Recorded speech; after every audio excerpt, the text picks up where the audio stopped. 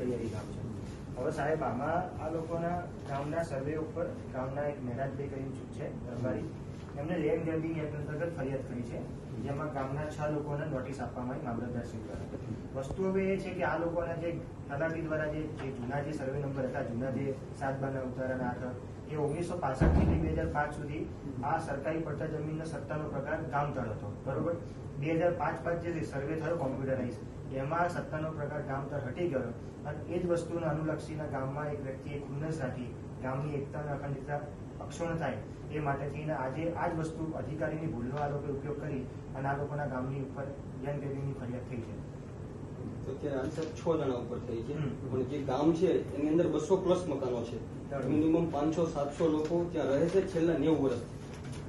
તો હવે કાલ ઉઠીને આખા ગામ ઉપર આવી કોઈ થાય સાહેબ, તો આ જમીનને અમારી માંગ એવી કરી કે લેન્ડ ગ્રેબિંગની જે અરજી થઈ છે એની તટસ્થ તપાસ કરી, જો કદાચ ખોટી હોય અને પહેલા 90 વર્ષથી ગામ લોકો ત્યાં રહેતા જ હોય, તો જો ગામ લોકો સાચા હોય તો એને નાબૂદ કરી અને ગામ લોકોને ન્યાય અપાવવાનો. બીજી વસ્તુ કે ગામતળ ત્યાં છે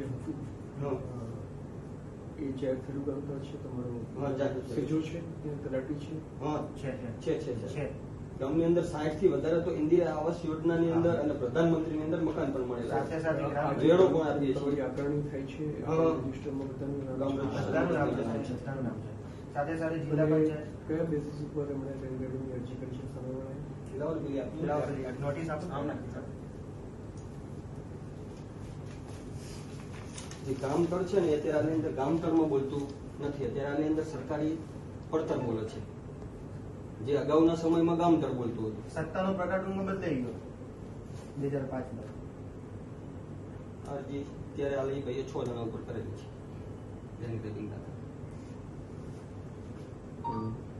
અમારી મેન મુખ્ય માંગ એ કે આને ગામતળમાં કરવામાં આવે. અને સાથે સાથે આ જે સર્વે નંબર છે એ બધાની ઉપર રોડ રસ્તા હોય, ગામની તમામ સુવિધા બધું ટૂંકમાં રસ્તા પર છે જ પહોંચેલી. એવું નથી કે ગામની બહાર 200 માણસોને લાઇટ બિલ આપવામાં આવે છે. એવું જરૂરી નથી, સરકારી જમીનની અંદર દબાણ પણ હોઈ શકે. એવું જરૂરી નથી કે એ ખોટા જ હોય. અમે પુરાવા આધારિત ચાલશું. જે પણ સરકારી રેકોર્ડ હશે, જે સાચું હશે એ થશે. એની અંદર એવું નહીં થાય કે તમે કહો છો એટલા માટે તમે સાચા છો, 6 જણા સામે થયું એટલા માટે તમે સાચા છો એવું જરૂરી નથી.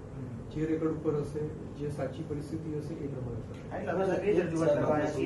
અમે અમારો પક્ષ મૂકવા આવ્યા છે, એમાં અમારી જે વસ્તુ હતી અમે આવેદન પત્રના માધ્યમથી તમને આપીએ છીએ, બરાબર છે. એટલે આગળ જે થાય તટસ્થ કાર્યવાહી થાય અને અહિત ના થાય. કાર્યવાહી હંમેશા તટસ્થ જ હોય, તંત્ર એ જ રીતે કરતું. સવાલ એ છે કે કોકના હિતો જોખમાતા હોઈ શકે, જોખમાય નહીં કેમ કાલ ઉઠીને 200 પરિવાર ઘર વિહોણા થઈ જશે સાહેબ, એ પણ આપણના ઈચ્છો જો એ લોકો સરકારી જમીનમાં દબાણ કરેલું હોય તો એમને હટવું પડે. ના સાહેબ, સરકારે તો ચોક્કસપણે દબાણ નથી. 90 વર્ષથી ત્યાં રહે છે, ગામ વસેલું છે અને રાજા રજવાડામાં હતું ને એ ટાઈમથી વસેલું છે. એ અમે જોઈ લઈશું, જે રેકોર્ડ આધારિત હશે, જે સાચી પરિસ્થિતિ હશે એ પ્રમાણે કરશું. 1966 થી 1905 સુધી ગામતળમાં બોલ 2005 સુધી ચોક્કસ જોઈ લઈશું. ચલો કજો ગામના